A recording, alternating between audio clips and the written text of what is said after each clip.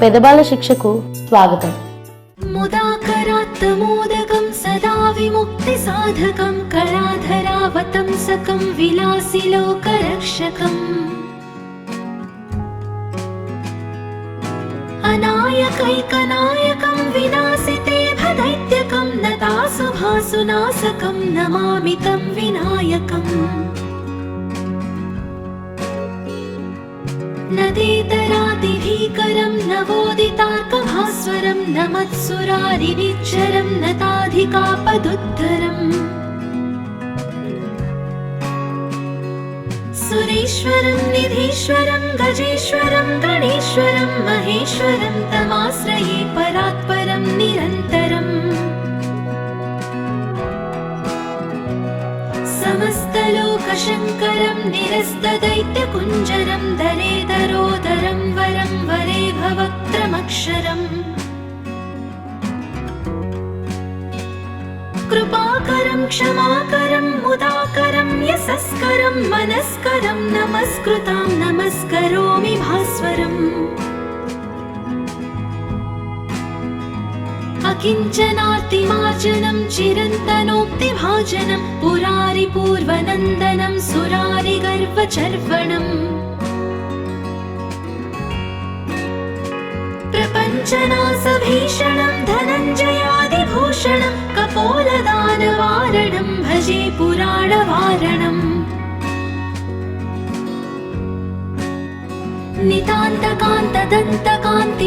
नितान्तकान्तदन्तकान्तिमन्तकान्तकात्मजम् अचिन्त्यरूपमन्तहीनमन्तराय कृन्तनम्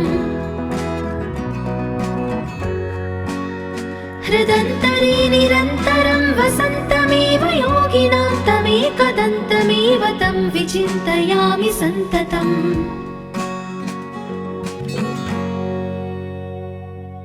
महागणेश पञ्चरत्नमादरेण योऽन्वहं प्रजल्पति प्रभातके हृदि स्मरन् गणेश्वरम् अरोगतामदोषतां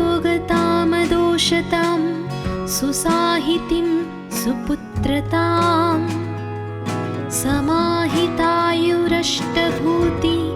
समाहितायुरष्टभूतिमभ्युपैति सोच्चिरात्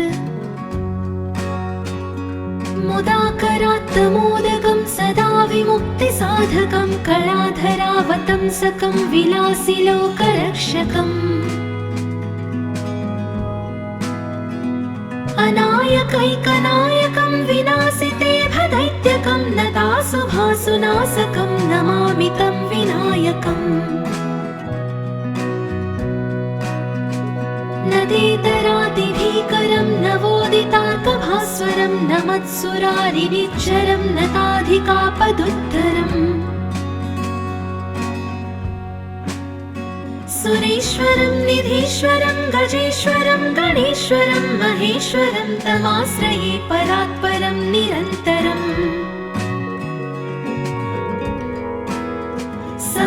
समस्तलोकशङ्करं निरस्तदैत्यकुञ्जरं दरेदरोदरं वरं वरे भवक्त्रमक्षरम् कृपाकरं क्षमाकरं मुदाकरं यशस्करं मनस्करं नमस्कृतां नमस्करोमि भास्वरम् अकिञ्चनार्तिमार्जनं चिरन्तनोक्तिभाजनं पुरारिपूर्वनन्दनं सुरारिगर्वचर्वणम् प्रपञ्चनासभीषणं धनञ्जयादिभूषणं कपोलदानवारणं भजे पुराणवारणम्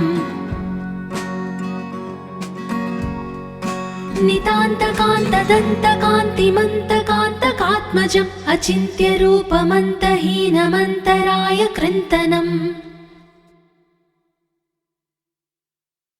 हृदन्तरे निरन्तरं वसन्तमेव योगिनां तमेकदन्तमेव तं विचिन्तयामि सन्ततम्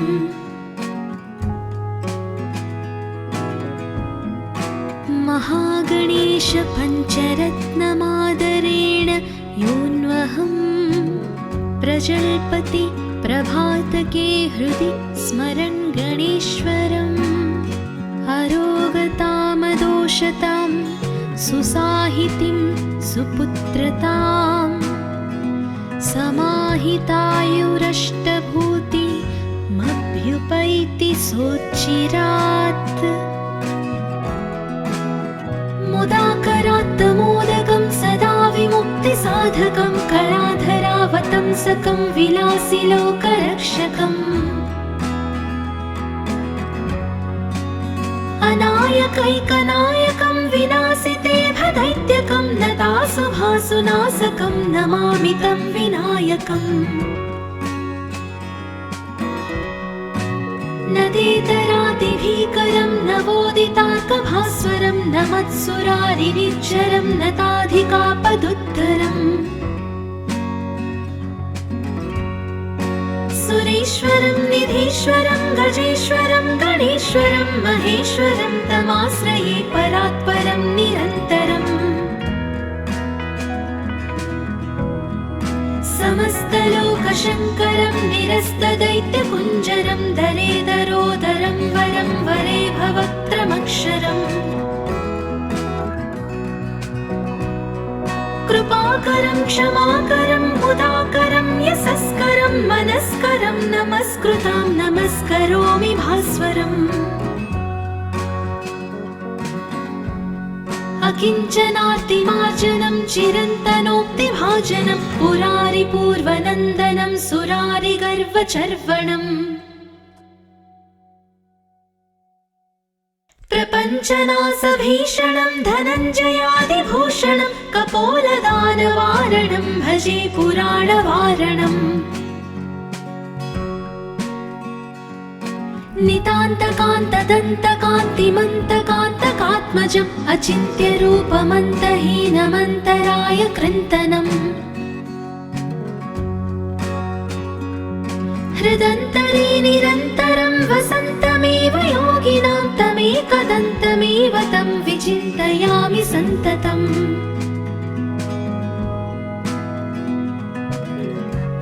महागणेश पञ्चरत्नमादरेण योऽन्वहं प्रजल्पति प्रभातके हृदि स्मरन् गणेश्वरम् अरोगतामदोषतां सुसाहितिं सुपुत्रताम्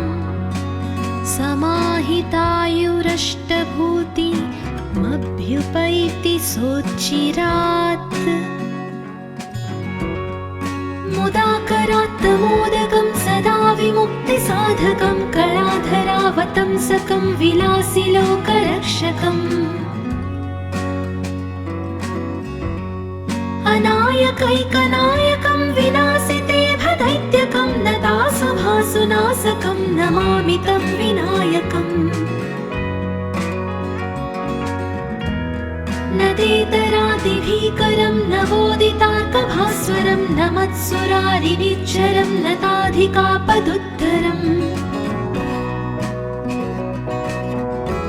सुरेश्वरं निधीश्वरं गजेश्वरं गणेश्वरं महेश्वरं तमाश्रये परात्परं निरन्तरम् समस्तलोकशङ्करं निरस्तदैत्यकुञ्जरं दरेदरोदरं वरं वरे भवक्त्रमक्षरम्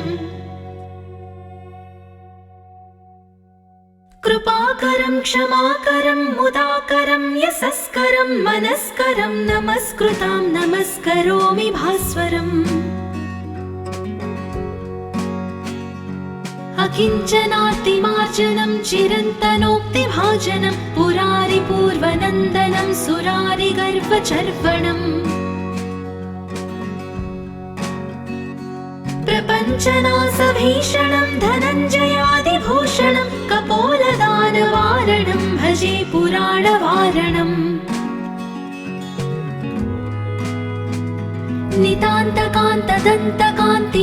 नितान्तकान्तदन्तकान्तिमन्तकान्तकात्मजम् अचिन्त्यरूपमन्तहीनमन्तराय कृन्तनम् हृदन्तरे निरन्तरं वसन्तमेव योगिनां तमेकदन्तमेव तं विचिन्तयामि सन्ततम्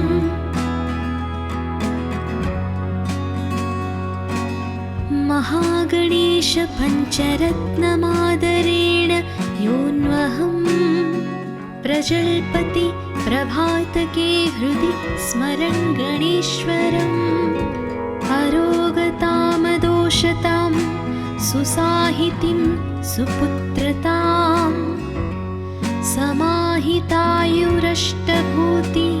समाहितायुरष्टभूतिमभ्युपैति सोच्चिरात्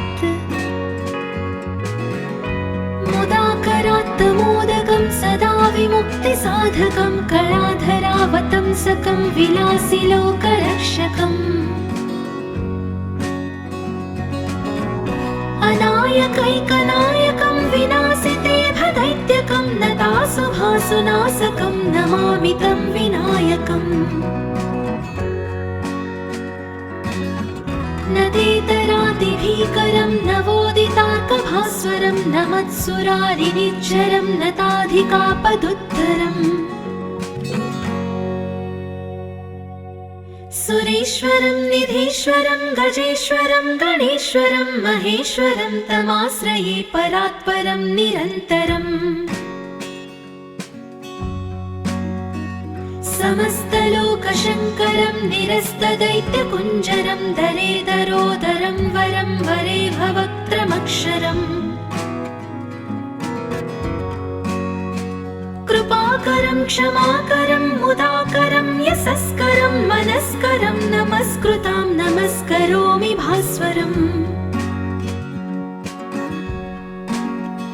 अकिञ्चनार्तिमार्जनं चिरन्तनोक्तिभाजनं पुरारिपूर्वनन्दनं सुरारिगर्वचर्वणम्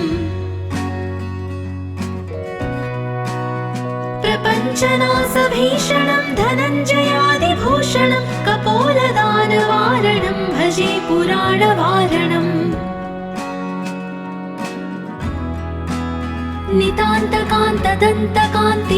नितान्तकान्तदन्तकान्तिमन्तकान्तकात्मजम् अचिन्त्यरूपमन्तहीनमन्तराय कृन्तनम् हृदन्तरे निरन्तरं वसन्तमेव योगिनां तमेकदन्तमेव तं विचिन्तयामि सन्ततम्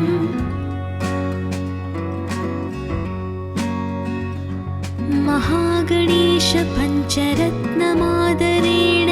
योऽन्वहं प्रजल्पति प्रभातके हृदि स्मरन् गणेश्वरम् अरोगतामदोषतां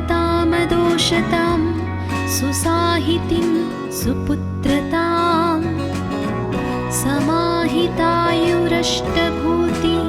समाहितायुरष्टभूतिमभ्युपैति सोच्चिरात् मुदाकरात्तमोदकं सदा विमुक्तिसाधकं कलाधरावतंसकं विलासिलोकरक्षकम् अनायकैकनायकं विनाशिते भदैत्यकं नतासुभासुनाशकं नमामि तं विनायकम् नदेतरादिभीकरं नवोदितार्कभास्वरं नमत्सुरारिनिज्जरं नताधिकापदुत्तरम् सुरेश्वरं निधीश्वरं गजेश्वरं गणेश्वरं महेश्वरं तमाश्रये परात्परं निरन्तरम्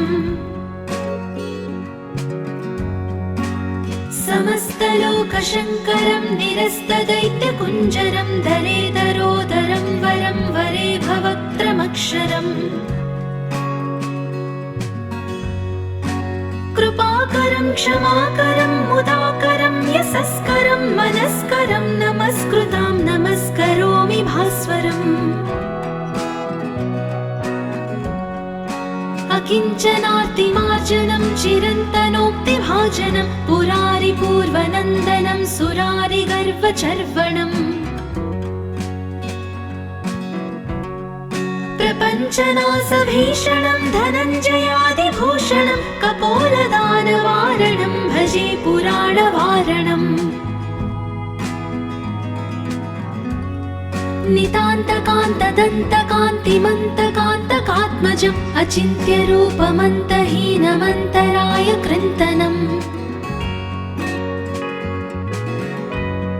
हृदन्तरे निरन्तरं वसन्तमेव योगिनां तमेकदन्तमेव तं विचिन्तयामि सन्ततम्।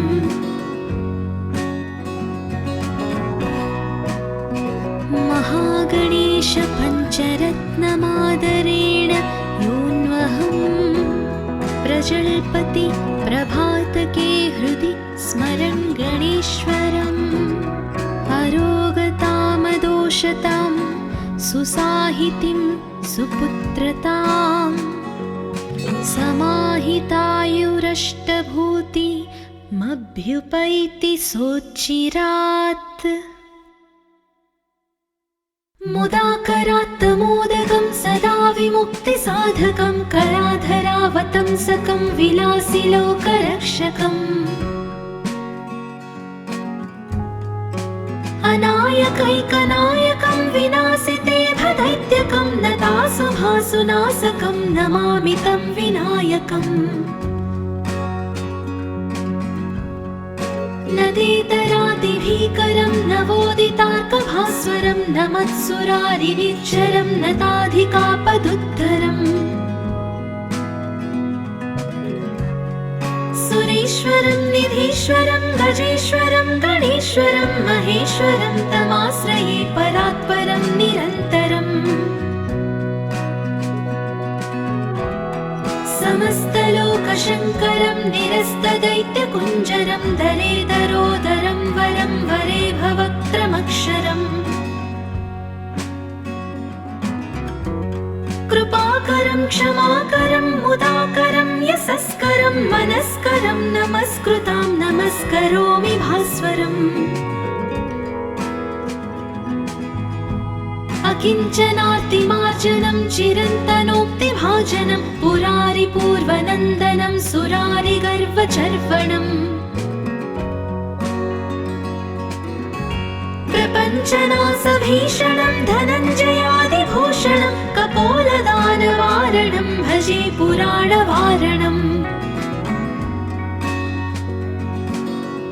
नितान्तकान्तदन्तकान्तिमन्तकान्तकात्मजम् अचिन्त्यरूपमन्तहीनमन्तराय कृन्तनम्।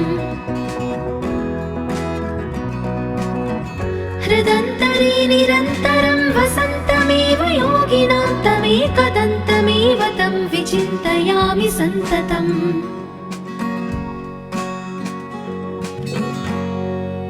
महागणेश पञ्चरत्नमादरेण योऽन्वहं प्रजल्पति प्रभातके हृदि स्मरन् गणेश्वरम्। अरोगतामदोषतां सुसाहितिं सुपुत्रतां समाहितायुरष्टभूतिमभ्युपैति सोच्चिरात्। मुदाकरात्तमोदकं सदा विमुक्तिसाधकं कलाधरावतंसकं विलासिलोकरक्षकम्। अनायकैकनायकं विनाशिते भदैत्यकं नतासुभासुनाशकं नमामि तं विनायकम्। नदेतरादिभीकरं नवोदितार्कभास्वरं नमत्सुरारिनिच्चरं नताधिकापदुद्धरम्। सुरेश्वरं निधीश्वरं गजेश्वरं गणेश्वरं महेश्वरं तमाश्रये परात्परं निरन्तरम्। समस्तलोकशङ्करं निरस्तदैत्यकुञ्जरं दलेदरोदरं वरं वरे भवक्त्रमक्षरम्। कृपाकरं क्षमाकरं मुदाकरं यशस्करं मनस्करं नमस्कृतां नमस्करोमि भास्वरम्। अकिञ्चनार्तिमार्जनं चिरन्तनोक्तिभाजनं पुरारिपूर्वनन्दनं सुरारिगर्वचर्वणम्। प्रपञ्चनाशभीषणं धनञ्जयादिभूषणं कपोलदानवारणं भजे पुराणवारणम्। नितान्तकान्तदन्तकान्तिमन्तकान्तकात्मजम् अचिन्त्यरूपमन्तहीनमन्तराय कृन्तनम् हृदन्तरे निरन्तरं वसन्तमेव योगिनां तमेकदन्तमेव तं विचिन्तयामि सन्ततम्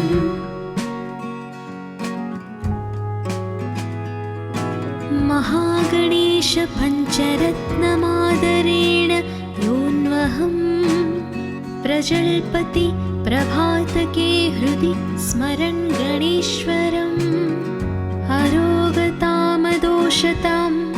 सुसाहितिं सुपुत्रतां समाहितायुरष्टभूतिमभ्युपैति सोच्चिरात्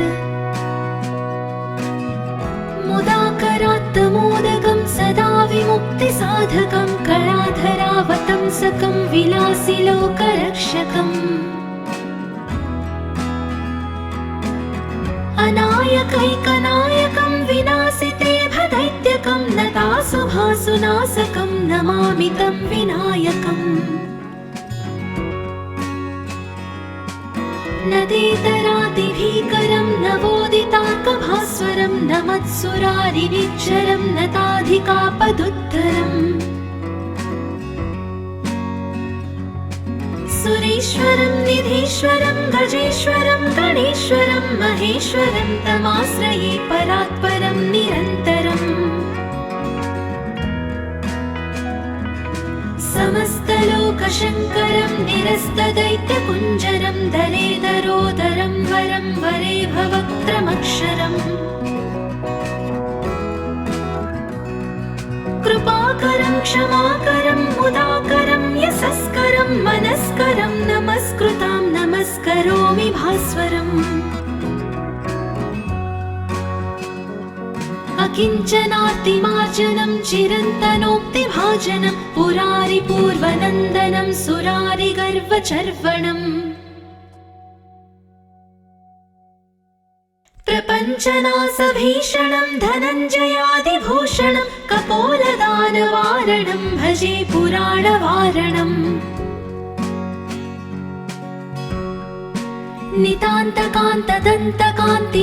नितान्तकान्तदन्तकान्तिमन्तकान्तकात्मजम् अचिन्त्यरूपमन्तहीनमन्तराय कृन्तनम्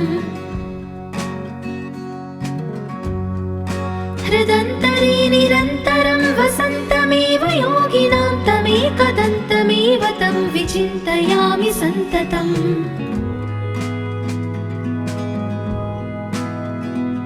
महागणेश पञ्चरत्नमादरेण योऽन्वहं प्रजल्पति प्रभातके हृदि स्मरन् गणेश्वरम् अरोगतामदोषतां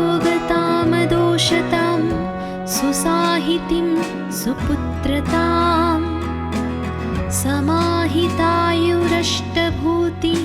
समाहितायुरष्टभूतिमभ्युपैति सोच्चिरात् मुदाकरात्तमोदकं सदा विमुक्तिसाधकं कलाधरावतंसकं विलासिलोकरक्षकम् अनायकैकनायकं विनाशिते भदैत्यकं नतासुभासुनाशकं नमामि तं विनायकम् नदेतरातिभीकरं नवोदितार्कभास्वरं नमत्सुरारिनिच्चरं नताधिकापदुत्तरम् सुरेश्वरं निधीश्वरं गजेश्वरं गणेश्वरं महेश्वरं तमाश्रये परात्परं निरन्तरम्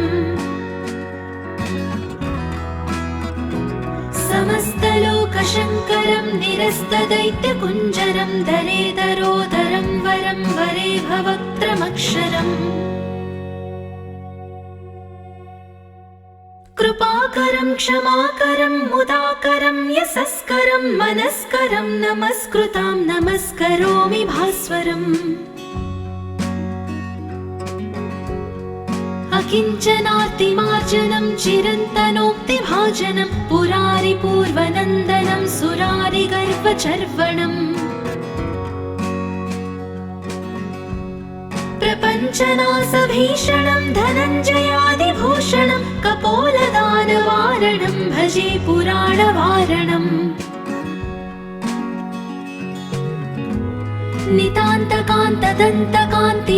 नितान्तकान्तदन्तकान्तिमन्तकान्तकात्मजम् अचिन्त्यरूपमन्तहीनमन्तराय कृन्तनम् हृदन्तरे निरन्तरं वसन्तमेव योगिनां तमेकदन्तमेव तं विचिन्तयामि सन्ततम्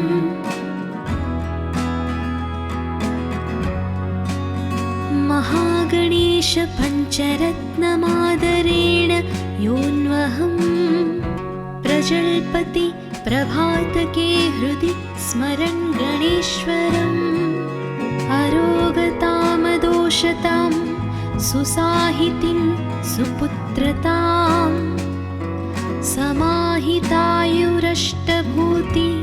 समाहितायुरष्टभूतिमभ्युपैति सोच्चिरात्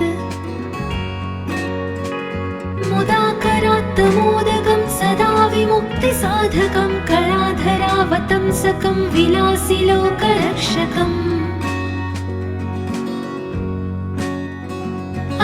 अनायकैकनायकं विनाशिते भदैत्यकं नतासुभासुनाशकं नमामि तं विनायकम् नदेतरादिभीकरं नवोदितार्कभास्वरं नमत्सुरारिनिच्चरं नताधिकापदुद्धरम् सुरेश्वरं निधीश्वरं गजेश्वरं गणेश्वरं महेश्वरं तमाश्रये परात्परं निरन्तरम् समस्तलोकशङ्करं निरस्तदैत्यकुञ्जरं दरेदरोदरं वरं वरे भवक्त्रमक्षरम् कृपाकरं क्षमाकरं मुदाकरं यशस्करं मनस्करं नमस्कृतां नमस्करोमि भास्वरम् अकिञ्चनार्तिमार्जनं चिरन्तनोक्तिभाजनं पुरारिपूर्वनन्दनं सुरारिगर्वचर्वणम्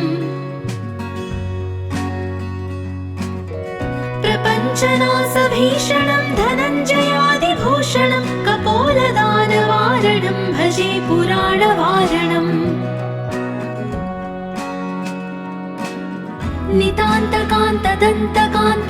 नितान्तकान्तदन्तकान्तिमन्तकान्तकात्मजम् अचिन्त्यरूपमन्तहीनमन्तराय कृन्तनम् हृदन्तरे निरन्तरं वसन्तमेव योगिनां तमेकदन्तमेव तं विचिन्तयामि सन्ततम्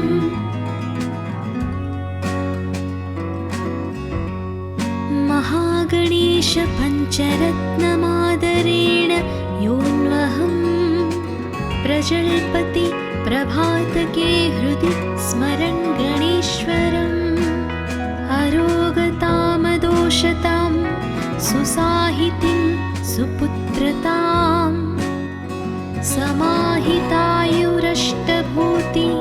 समाहितायुरष्टभूतिमभ्युपैति सोच्चिरात्